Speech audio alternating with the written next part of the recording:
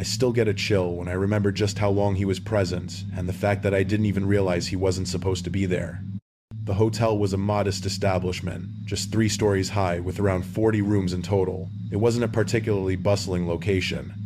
On weeknights, we typically only had between 10 and 15 rooms occupied. My shift ran from 10 p.m. to 6 a.m. The hours were generally quite dull and silent, which suited me just fine.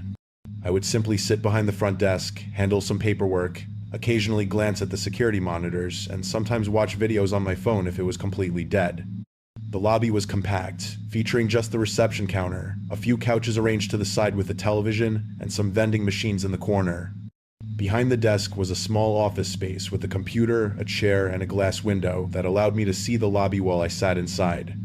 After dark, the main entrance doors locked automatically, so visitors had to buzz for entry, and I would press a button to unlock them. Usually, nothing of note occurred after midnight except for the odd guest returning late. But one evening, a man arrived around 11 p.m., and every detail of that encounter still makes my stomach clench when I recall it. He buzzed at the door, and I unlocked it for him. He appeared to be in his mid-40s, tall, somewhat slender, but not overly so, dressed in denim jeans and a baseball cap, and he carried a backpack. He approached the desk and inquired if we had a room available for the night. I confirmed that we did and quoted him the rate, which he acknowledged before pulling out a credit card. I ran the card, it was approved, and I handed him a key card for room 214 on the second level. I recall him looking at me for a moment longer than felt normal before he left. His expression was oddly vacant, and his gaze remained fixed on me for a good 3 or 4 seconds after I gave him the key. Then he turned and walked toward the elevators. Nothing about his behavior immediately signaled danger, but it was enough to make me take notice of him. After he left, I settled back into my chair and scrolled through my phone for a bit. Around midnight, I glanced up and saw that he had returned to the lobby. He didn't approach the desk. Instead, he walked past me and took a seat in the lounge area with the couches. The television was off, but he just sat there facing the dark screen. I assumed he might be having trouble sleeping. It wasn't unheard of for guests to relax in the lobby, so I didn't dwell on it. But after about 30 minutes, I realized he was literally just sitting there, completely still. He wasn't using his phone or reading, he wasn't even nodding off. He was simply staring straight ahead at the blank television. I got up at one point to get a bottle of water from the vending machine. As I walked across the lobby, I felt him turn his head and watch my every move. I didn't look directly at him, but I could sense his eyes tracking me until I was safely back behind the desk. It gave me a profoundly unsettled feeling. Around 1 a.m., I was browsing the reservation system on the computer, out of boredom. That's when I noticed something strange. I pulled up the list of occupied rooms and saw that room 214 was listed as vacant. I muttered, "What the?" under my breath, and double-checked, because I had just checked this man in a couple of hours earlier. I thought I must have made an error. So I examined the check-in logs, and there was no record of him. No name, no charge, nothing. Then I went into the transaction history to confirm his card had been processed, and it showed no payments. I remember feeling utterly bewildered, because I was certain I had swiped his card, and it had beeped as if it worked, yet there was nothing in the system at all. That's when I picked up the phone and called room 214. It rang about 10 times with no answer. Then I checked the keycard entry log, which shows when a room door has been opened, and it displayed no activity. No one had entered the room. That's when it hit me. He had never even gone to the room after I gave him the keycard. I looked over into the lounge area, and there he was, still sitting and staring at the television that wasn't on. I started to get a dreadful feeling in my chest. I sat there debating what to do. Part of me thought the system might have glitched, but the absence of a room entry log and a payment made it pretty clear he was never officially checked in. I waited another 15 minutes, just watching him. Around 1:30 a.m., I walked over and asked if everything was all right. He turned his head, looked at me with no expression, and told me he just couldn't sleep. Then he turned back toward the dark television. I nodded and returned to my desk, but my hands were trembling. Around 2 a.m., I noticed he was no longer sitting in the lounge. My stomach sank immediately because I didn't see him anywhere in the lobby. I scanned the area and then spotted him standing at the far end of the hallway near the restrooms, half concealed in the shadows. He was just standing perfectly still. I kept glancing up at him, pretending to be busy on the computer. He remained there for a while before slowly walking back to the lounge and sitting down again as if nothing had happened. I called my manager at home and explained the situation. She sounded tired and told me to just keep an eye on him and to call the police if he did anything threatening. I remember hanging up and thinking that it already felt threatening, but I didn't know what else to do. After that, I checked the security camera feeds.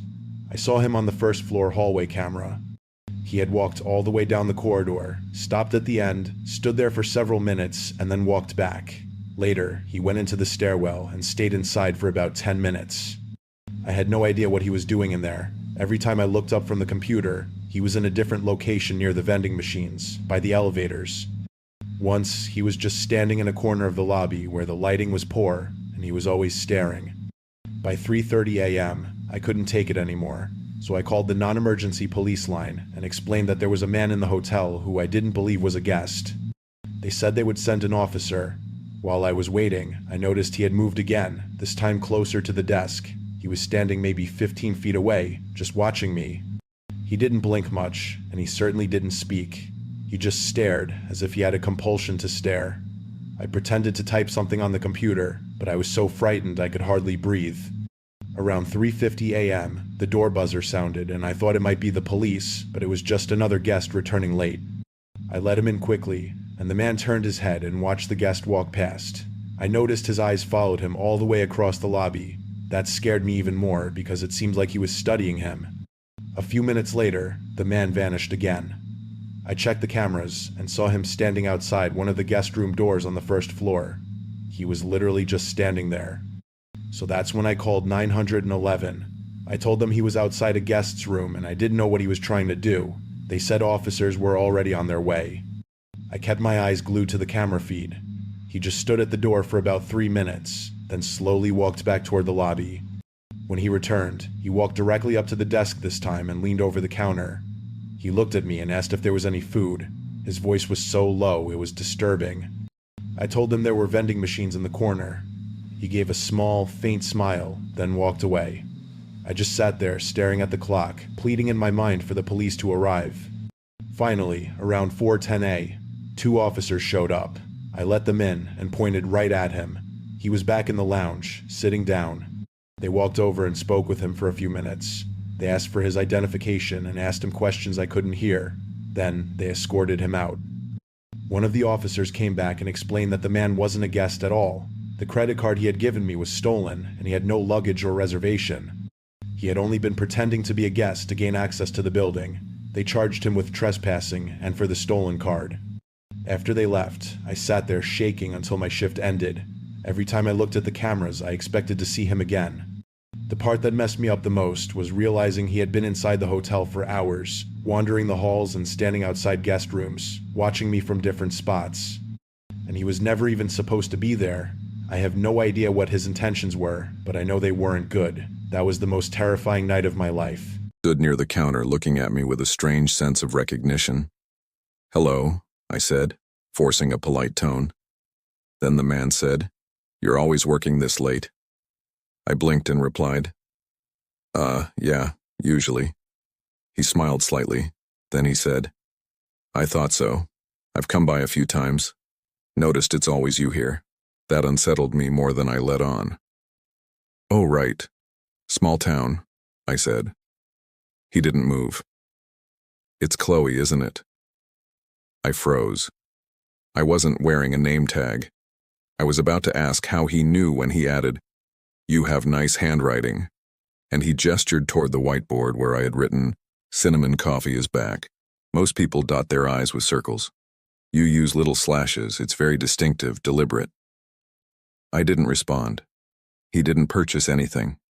He just stood there for another minute, observing me as if he were studying my reactions. Then he finally gave a nod. "I'm Robert," he said, "just curious, that's all." And then he walked out into the fog. After that, he began appearing randomly, not every night. Not so often that it was an obvious pattern, but frequently enough that I stopped believing it was a coincidence. Sometimes he'd come inside.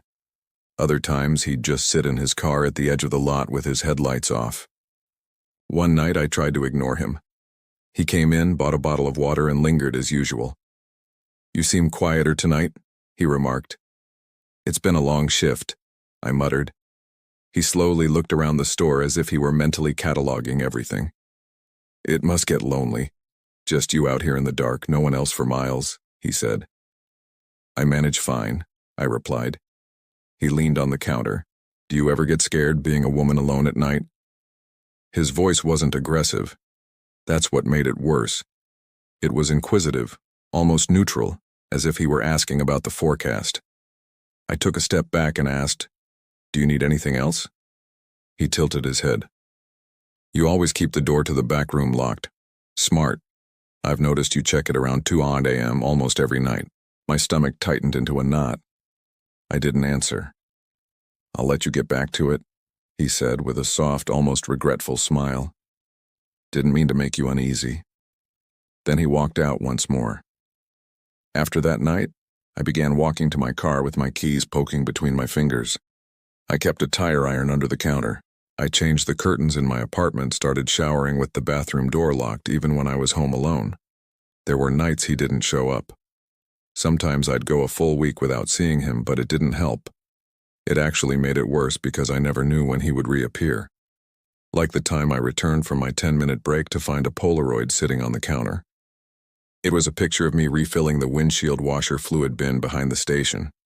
It had been taken that very night from far too close a range. There was no note with it, but the slash-like dot on the eye and the word windshield on the bin label had been circled in red ink. The next time he came in, I told him to leave. I said if he stayed, I would call the police. Robert simply nodded. "I understand, I've been too forward." "You've been following me," I said, my voice cracking, and I hated that it did. "I just think you're the type of person who's accustomed to being misunderstood. I thought perhaps you'd appreciate someone who pays close attention," he said. "That's not paying attention. That's an obsession," I replied. He didn't flinch. "Would it be easier if I wore a smile and bought a soda every time? Would I seem more normal if I just chatted about sports and pretended I didn't notice the way your shoes are always a half size too big, or how your left eyelid twitches when you're tired?" By that point, I was already dialing 911. He didn't try to stop me. The police arrived quickly, and he didn't resist. He just stood there, arms at his sides, waiting. They searched his car and discovered a notepad filled with dates and times. It was my work schedule, notes about my gait, my clothing, my grocery purchases. One page was just my name written over and over in increasingly tight loops until it devolved into scribbles. He kept telling the officers the same thing. "I just notice things. I'm just a curious person." The restraining order was processed that week. I don't work nights anymore. I don't even live in the same town. The company transferred me to another station 2 hours away. But even now, when I drive home and see headlights behind me for too long, I feel a tingle on the back of my neck, and sometimes I still think about the way he said my name, as if he already knew how it would sound coming from his mouth, as if he'd been practicing it. My name is Daniel. I'm 29 and I work the overnight shift at a small rural motel. It's not part of a chain, just a family-owned place with 2 floors and maybe 25 rooms total. I usually work from 10 p.m. to 6 a.m. The motel doesn't get much traffic at night. Maybe a couple of check-ins after midnight if someone is driving through. But most of the time it's utterly silent. That's why I took the job. I'm not really a people person, so sitting in an empty building most nights works well for me. The layout consists of a main office with the front desk, a few chairs, a coffee machine, and a small rack of brochures. Behind the desk is a hallway that leads to a back office. That back office is like a small lounge. It has another desk, a sofa, a mini fridge, and a TV on the wall. The useful feature is a small speaker back there that chimes whenever someone rings the bell at the front desk. So, my routine is to sit in the back, watch something on my laptop, maybe doze on the couch, and when I hear the bell, I get up and walk to the front. I've worked there long enough to know the regular sounds of the place. The building creaks sometimes, the heater makes a clicking noise, and the front door emits a buzz when a guest uses their key card after hours. Those are all normal sounds, but the thing about working the night shift is that even the normal stuff can get under your skin if you think about it too much. And sometimes the things that seem normal at first turn out not to be. This happened on a Tuesday night back in the fall. It was cold outside, maybe in the 40s, and the parking lot was empty except for 4 or 5 cars belonging to guests. It was about 2 a.m. when I first heard the bell. I stood up from the couch in the back and went into the main office. When I got there, nobody was standing at the desk. The lobby was empty. I looked outside through the glass doors, but the road was dark and seemingly deserted. There were no cars pulling in or any headlights visible. I thought maybe I had imagined it, but the bell is distinct and clear, so I knew I hadn't. I stood there for a minute waiting to see if anyone was coming in late, but no one did. So I returned to the lounge. I sat on the couch, pulled out my phone, and scrolled for a while. Not even 10 minutes later, the bell rang again. I jumped up and walked quickly into the main office, but once again it was empty. The hair on the back of my neck stood up this time. I went to the doors and stepped outside. The parking lot looked the same as before. The cars were all parked with their lights off, and there was no movement anywhere. The road was completely empty too. I walked to the edge of the sidewalk and looked both ways, but there wasn't a single sign of life out there. I went back inside and sat behind the front desk this time instead of going to the back. I figured maybe some intoxicated person was playing a prank on me, a ding-dong ditch sort of thing. Maybe a guest kid found it amusing. But after sitting there for 15 minutes with nothing happening, I started to relax again. I leaned back in the chair, opened my laptop, and figured it was just one of those odd occurrences I'd laugh about later. Then the bell rang again. I snapped my head up so fast it hurt. The lobby was still empty, nobody in sight. My skin started to crawl. I stood up and walked around the front desk to make sure nobody was hiding, but there was no one. I checked the lobby bathrooms. I even stepped outside again. Nothing.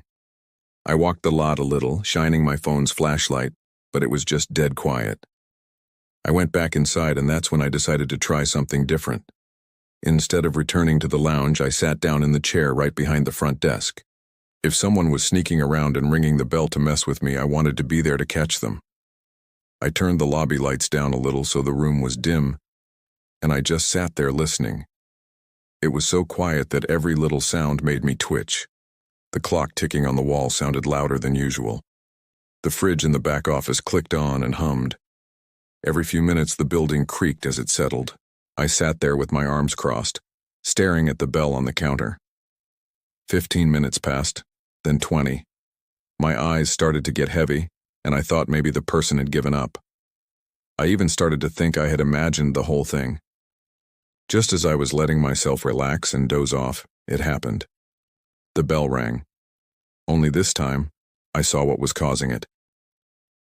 A pale hand came up from under the front desk, reaching over the counter and pressing the bell directly in front of me. I jumped up so fast the chair nearly toppled over, and I bolted down the hall into the back office.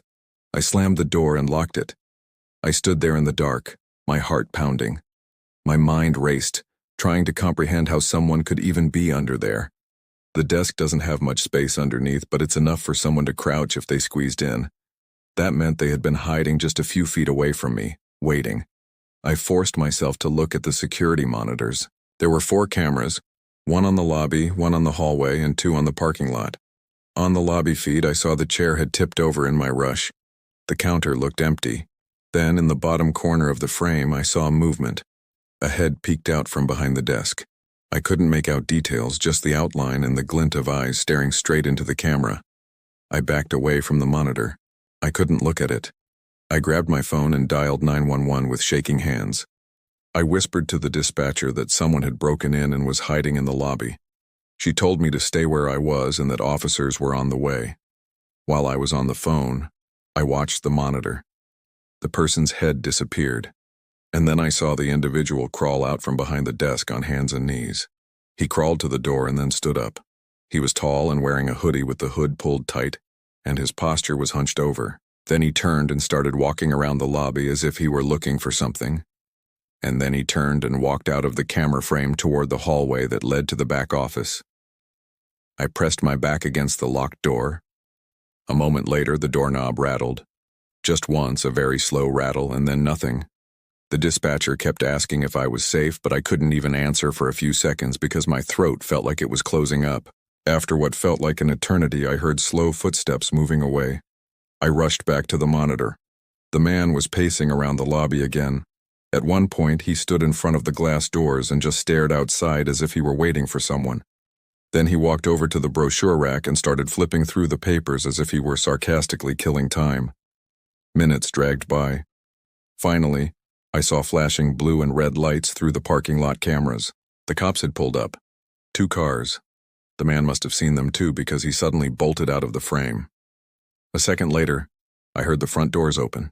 When the officers cleared the building, they found a large rock near the front door that had presumably been used to prop it open, but they didn't find him inside. He was gone. They searched the lot, checked the road, and the officer told me whoever it was must have slipped out as soon as they arrived. I kept replaying it in my head, the way that hand just came up from under the desk and pressed the bell, calm as anything. Now every time I hear that bell at night, I think of that experience. I don't think I'll ever look at that desk the same way again.